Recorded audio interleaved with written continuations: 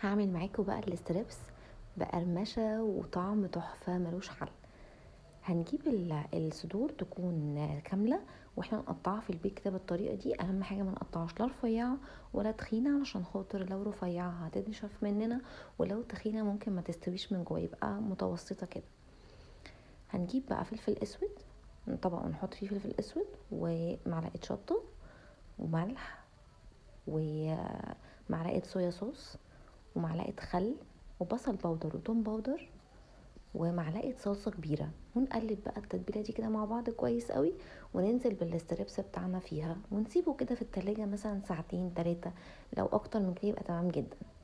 هنجيب بقى طبق ونحط فيه كوباية دقيق كبيرة وعليها 3 بيضات وملح وفلفل اسود، ونقلبهم كويس مع بعض. طبعا هتحسي ان هي تقيلة قوي، هنخففها بالمية، بس طبعا احنا مش هنخففها قوي، احنا عايزينها كده في قوام الكيك.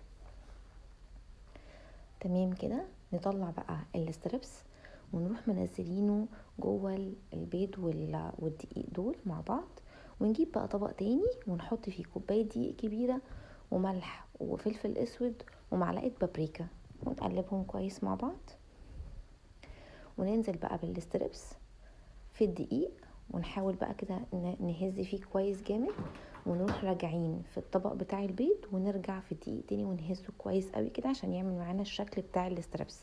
وفي زيت غزير، ما يكونش بيغلي، يكون بس سخن، وننزل فيه الستريبس عشان ما يشربش الزيت، وهيطلع معانا بالشكل الجامد ده، تحفة، مقرمش من بره ومن جوه مستوي وطعمه تحفة. جربوه هتعجبكم بألف هنا.